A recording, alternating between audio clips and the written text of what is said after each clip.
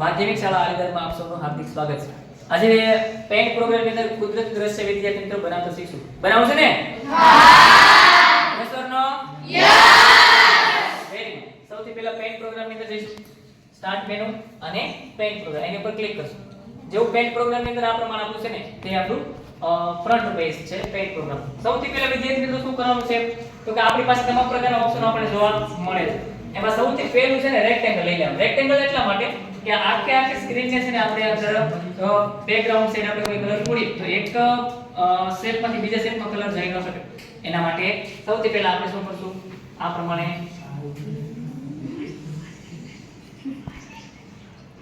આપણે ચોરસ લઈ લેવાનું. આખી સ્ક્રીન કવર કરી લેવાનું. ઓકે. ત્યારબાદ વિદ્યાર્થીઓ શું કરશું એક લાઈન લેશું. લાઈન લેશું એટલે ઉપરની સાઈડમાં પર્વતો, વૃક્ષો અથવા સૂર્ય અથવા નદી નીકળતો હોય એવો શેપ લેશું.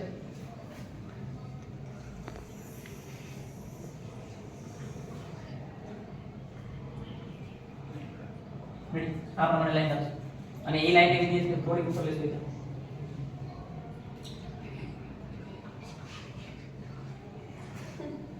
ઓકે ઓકે ને વિદ્યાર્થી મિત્રો? હા. વેરી. હવે શું કરશું? પર્વત લેવા માટે કર્વનો ઉપયોગ કરશું. કર્વનો આપણને ખ્યાલ છે કઈ રીતના કામ કરે છે. એક વખત ફરી સમજો. આ કર્વ લીધો અને કર્વને બે વખત શેપ આપવા પડે. જો બે વખત શેપ નહીં આપો તો તે કર્વ તે આપણી પાછળ સુધી આવશે અને આપણો શેપ બગાડી પણ શકે છે. ઓકે. તો સૌથી પહેલા પર્વત કઈ રીતે બનાવવાનો જોશું આપણે. આ પ્રમાણે જે લાઈન છે એ લાઈનની ઉપરથી કર્વને લઈ લેવાનો. રેડી? એ કર્વને પછી ઉપાડી અને જ્યાં સુધી તમને જે શેપ લાગે છે એ પ્રમાણે લઈ લીધું. તો એક જ વખત ક્લિક થયું. તો આપણે કરવાનું છે કેટલી વખત ક્લિક? બે વાર. Very nice. તો આ એ પ્રમાણે શેપ છે ત્યારે ડબલ ક્લિક કરવાનું. થઈ ગયો પ્રમાણે. પાછું કર્વ ઉપર ક્લિક કરશું. કર્વ ઉપર ક્લિક કરીને ફરીથી આપણે લેશું આ પ્રમાણે. ઓકે. અને આ પ્રમાણે આપણે એને ઉપર લઈ જઈશું અને અહીં ક્લિક કરી દઈશું. સરસ. ફરીથી કર્વ ઉપર ક્લિક કરશું. કર્વ ઉપર ક્લિક કરી અને આ પ્રમાણે આપણે કરશું. હવે એને આપણે આ પ્રમાણે નાખશું. Okay everyone right. ફરીથી નાને વાક પર લેશું ઈ થાય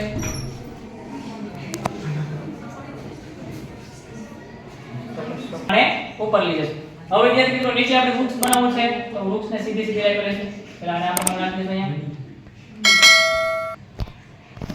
હવે પછી કર્વ ઉપર ક્લિક કરશું.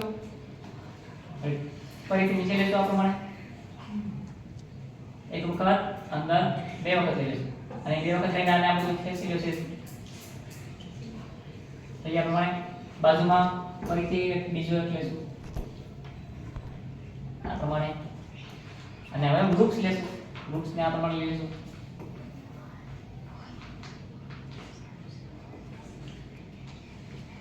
રેડી?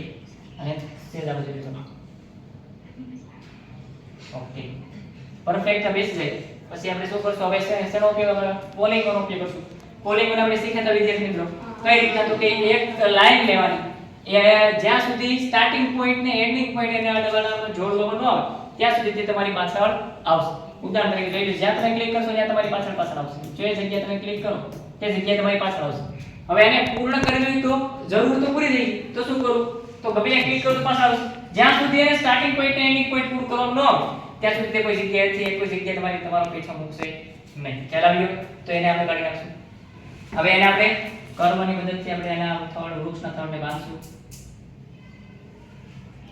થઈ ગયું? Okay easy. રેડી? હવે શું કરશું? નદીના વહેણને લેવા માટે કર્વનો ઉપયોગ કરશું આ પ્રમાણે.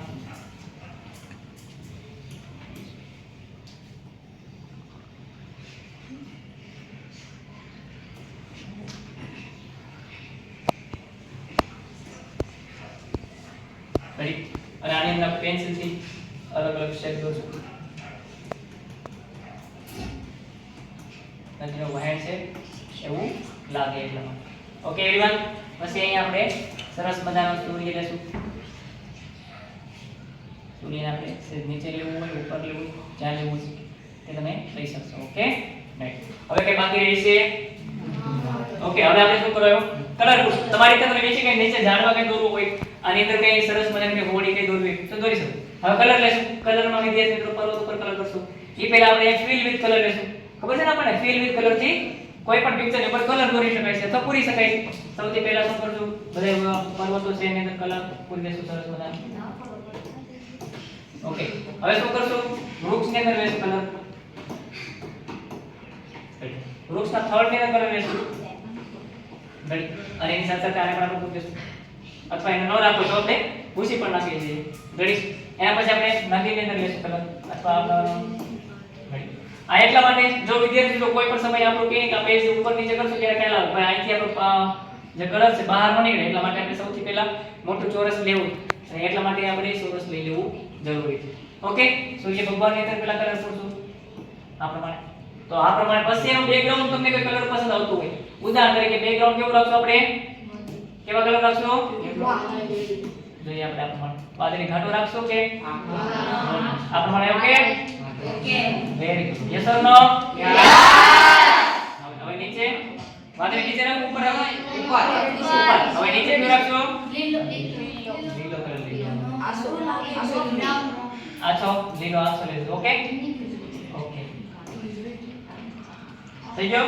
તો આ પ્રમાણે આપણે આ કમ્પ્લીટ આપણું પેજ બનાવી શકાય છે. ઓકે, ઝાડો કલર થઈ ગયો ને, અલાઈ દે થઈ ગયો. ઓકે લીલો કલર. ઓકે, નીચે બેકગ્રાઉન્ડ. ઓકે થઈ ગયો. Okay ready. તો આ પ્રમાણે વિદ્યાર્થીઓ તમે પેઇન્ટ પ્રોગ્રામની અંદર સરસ મજાનું તમને કોઈ ગુજર દ્રશ્ય આવડે, તમારો લોજિક થી તમારે બનાવવાનો રહેશે. બનાવી શકશો? હા. Yes or no? Yes. Very good. તો અહીં સુધી રાખશું, આવતા વિડિયોમાં જ્યારે મળશું ત્યારે વધુ ચર્ચા કરશું.